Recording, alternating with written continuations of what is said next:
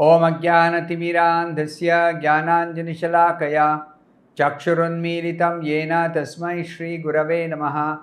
Nama Om Vishnupadaya Krishna Presthaya Bhutale Srimate Bhaktivedanta Swamin Niti Namine.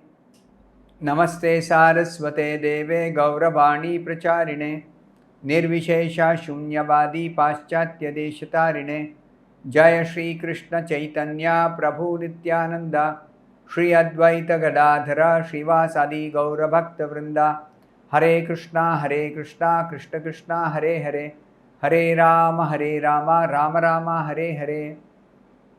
Om Namo Bhagavate Vasudevaya Narayanam Namaskritya Naram Chaiva Narottamam Devim Saraswatim Vyasam Tato Jayam Udirayet. In this session, we'll be discussing from the first and second verses of the 13th chapter of the first canto Srimad Bhagavatam. So with this session, we are beginning a new chapter in the first canto, the 13th chapter. The 13th chapter is entitled Dhritarashtra Quits Home. And here is the first verse.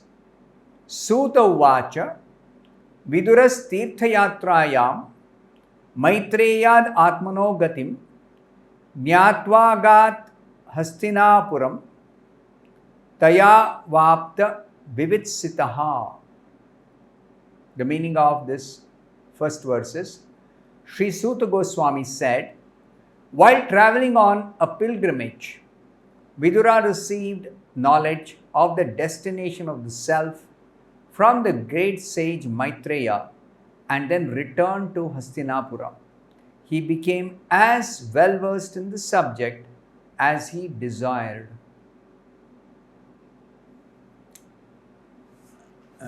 Srila Prabhupada explains in the purport, he gives a brief history of the personality of Vidura.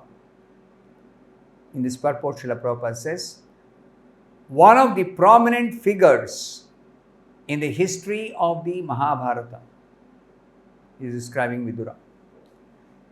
Vidura was conceived by Vyasadeva in the womb of the maidservant of Ambika, who was the mother of Maharaj Pandu. He is the incarnation of Yamaraj. Being cursed by Manduka Muni, he was to become a Shudra. The story is narrated as follows. Prabhupada tells the story. How Yamaraj had to take birth after being cursed as Vidura, the son of a maidservant. Once upon a time, the state police caught some thieves who had concealed themselves in the hermitage of Manduka Muni. The police constables, as usual, arrested all the thieves and Manduka Muni along with them. The magistrate specifically punished the Muni to death by being pierced with a lance. When he was just to be pierced, the news reached the king, and he at once stopped the act on consideration of his being a great Muni.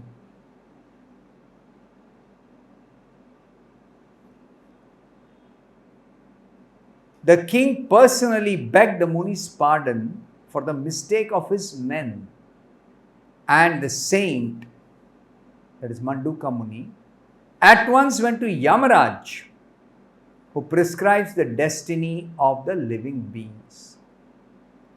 Yamaraj, being questioned by the Muni, replied that the Muni in his childhood pierced an ant with a sharpened straw, and for that reason he was put into difficulty.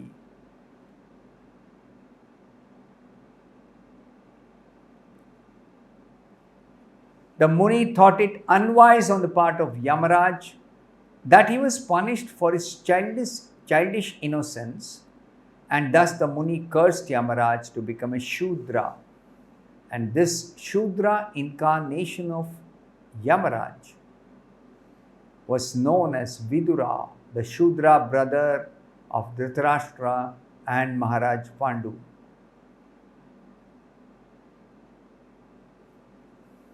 But this Shudra son of the Kuru dynasty was equally treated by Bhishma Deva along with his other nephews, and in due course Vidura was married with a girl who was also born in the womb of a Shudrani by a Brahmana. Although Vidura did not inherit the property of his father, that is the brother of Bhishma Deva, still he was given sufficient state property by Dhritarashtra, the elder brother of Vidura. Vidura was very much attached to his elder brother Dhritarashtra, and all along he tried to guide him on the right path.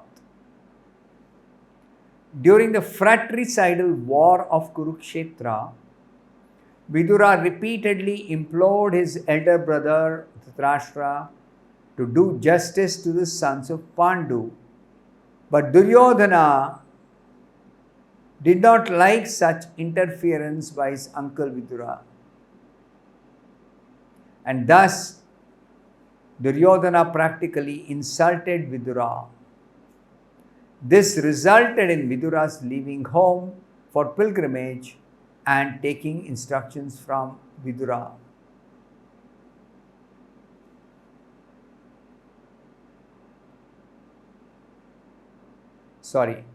This resulted in Vidura's leaving home for pilgrimage and taking instructions from Maitreya. This is the history of Vidura described by Prabhupada. The second verse, Yavata kritavan prashnan kshatta kausharava grataha jataika bhaktir govinde tebhyash chopar ramaha. The meaning of this second verse is, after asking various questions and becoming established in the transcendental loving service of Lord Krishna, Vidura retired from putting questions to Maitreya Muni. That means he kept asking questions till he was properly established in transcendental loving service of Krishna. So, which means you can understand the goal of all preliminaries in practicing religious principles is basically to come to the point of becoming established in transcendental loving service of the Supreme Lord.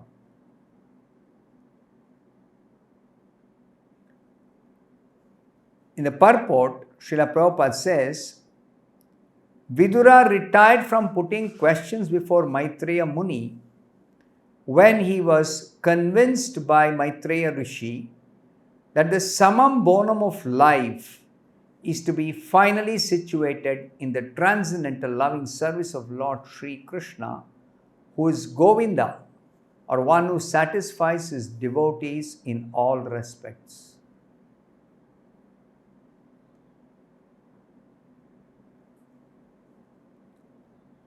The conditioned soul, the living being in material existence, seeks happiness by employing his senses in the modes of materialism.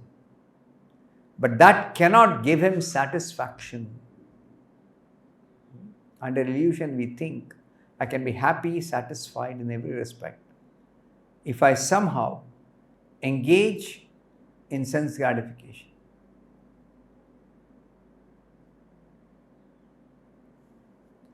He then searches after the supreme truth by the empiric, philosophical, speculative method and intellectual feats. But if he does not find the ultimate goal, he again goes down to material activities and engages himself in various philanthropic and altruistic works, which all fail to give him satisfaction.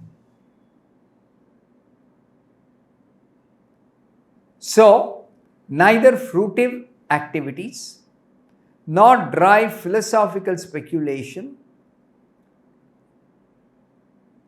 can give one satisfaction, because by nature a living being is the eternal servitor of Krishna.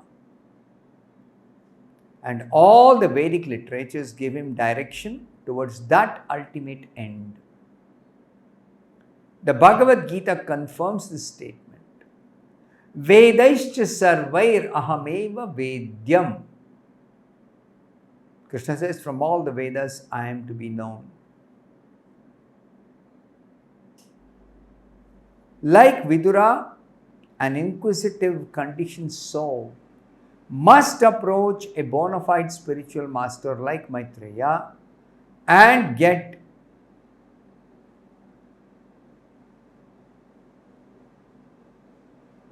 Like Vidura, an inquisitive, conditioned soul must approach a bona fide spiritual master like Maitreya, and by intelligent inquiries must try to know everything about karma, fruitive activities, about jnana, philosophical research for the supreme truth, and about yoga, the linking process of spiritual realization. One who is not seriously inclined to put questions before a spiritual master need not accommodate a show bottle spiritual master, nor should a person who may be a spiritual master for others pose to be so if he is Nor should a person who may be a spiritual master for others pose to be so if he is unable to engage his disciple ultimately in the transcendental loving service of Lord Sri Krishna. So Prabhupada clearly explains here the goal of all Vedic rituals is ultimately to come to the point of engaging in devotional service of Lord Krishna. So Vidura was successful in approaching such a spiritual master like Maitreya, and he got the ultimate goal of life. What is that ultimate goal of life? It is bhakti unto Govinda. Thus there was nothing to be known further about spiritual progress.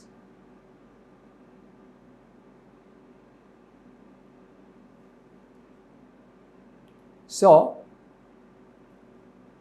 Vidura apparently, as will be explained in the later verse, left his palace for the sake of going on a pilgrimage.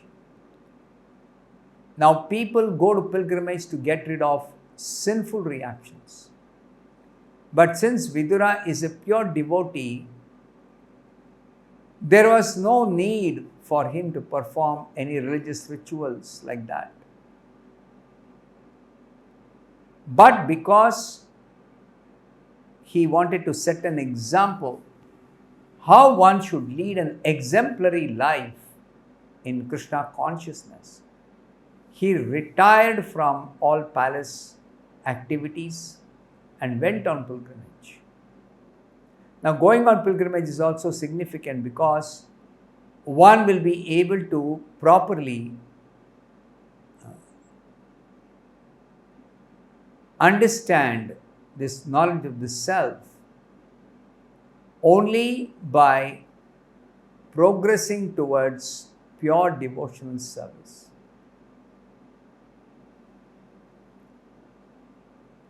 Therefore, Vidura inquired from Maitreya, and Maitreya was competent to answer all of Vidura's questions, because Maitreya was one of the sages who heard from Lord Brahma about self-knowledge.